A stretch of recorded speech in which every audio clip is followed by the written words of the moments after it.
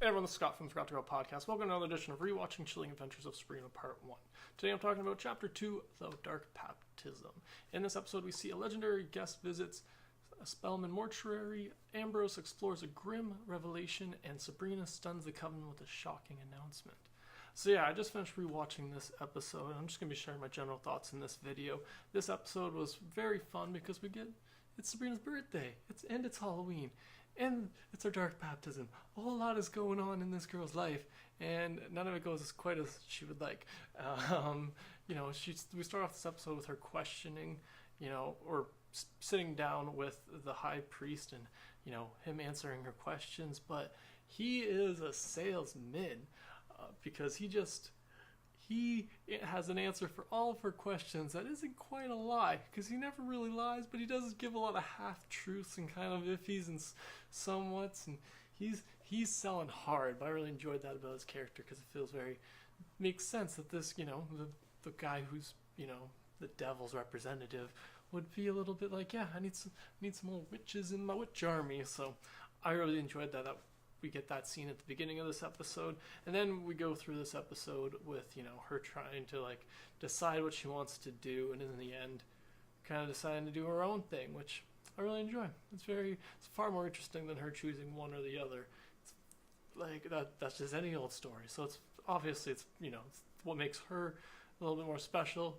Applies in this case, and it's interesting to see her kind of explore that. It's definitely, I think, different than in the comic. I believe she just signs her name away in the comic, but I haven't gotten that far in the graphic novel yet. So, but yeah, some of the things I liked about this episode, besides just the high priest showing up, I like that in this episode we see Zelda kills Hilda just because she was annoying her, and it's just like, I'm your older sister, I can kill you as many times as I like, and I don't really like that because I have an older brother, and if we were warlocks, he'd probably do the same, because that can be annoying. But then again, I'd probably do the same to him, because he can be annoying. But nonetheless, I still like that little bit. I don't love that, Hilda doesn't always stand up for herself a little bit more, but it also makes sense, because Zelda will kill her. So, luckily she does come back from the dead, but they also drop a little knowledge on us in that scene, which is that she might not always come back from the dead, that they do eventually lose their ability to, I guess, resurrect themselves, or be able to survive a mortal death, because I guess that's the difference. She wasn't killed in a magical way, she was killed with just a hammer to the head. But anyways, that was still just a fun little scene. Another fun thing was watching Sabrina and the three sisters torturing the boys from the high school.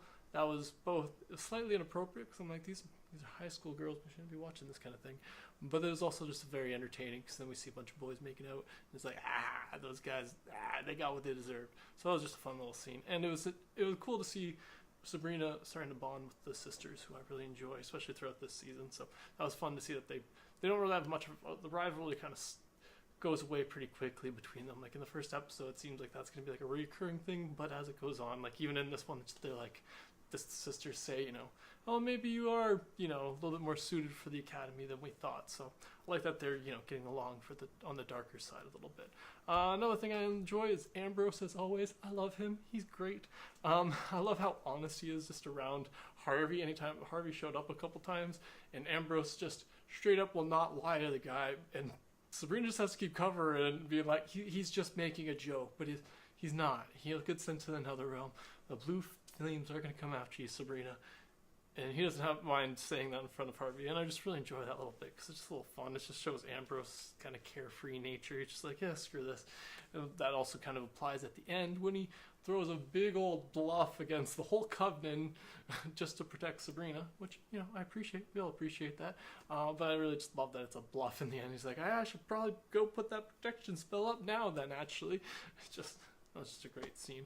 I do like that Sabrina ran away from her, quite literally runs away from her dark baptism. She does a lot of running in this episode. She ran to it, and then she ran away from it. I'm just like, you really need to learn what those sisters know and just be able to whoosh yourself. And I can't remember if she actually learns that in this season or not, but we'll learn that as I rewatch these episodes.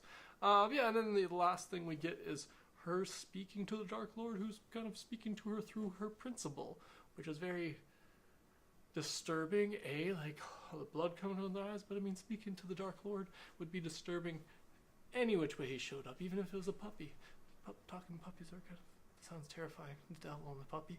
That's not what we're talking about. We're talking about the devil being in the principal and them having a little talk. I don't like how like whimpering Sabrina gets at first with this. I thought she would stand up a little bit more, but at the same time, it's the Dark Lord. It's hard to stand up to quite literally the God, the fallen angel, you know, once was God's favorite or something like that. I don't remember the exact story. The point is, I get why she was intimidated. I would have liked for her to stand up a little bit more for herself, but I think at the beginning of the next episode she does, so I'll have to get onto that to find out. But yeah, that's all my thoughts for this episode. Be sure to let me know in the comments below what you liked about Chapter 2 of Part 1 of The Chilling Adventures of Sabrina.